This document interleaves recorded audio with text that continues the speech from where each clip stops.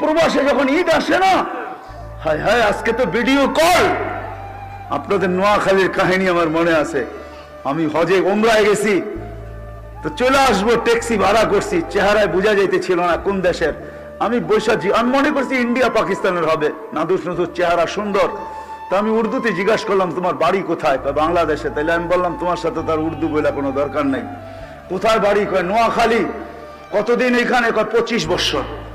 বাড়ি গেছো কয়দিন পর পর বাড়ি যাও? কয় 2 থেকে 3 বছর পর। আমি বললাম মাইনা নিলাম 2 বছর পর, তাহলে 25 বছর আপনি 12 বার বাড়ি গেছেন, ঠিক না? তো বলে হ্যাঁ হুজুর তাই হবে।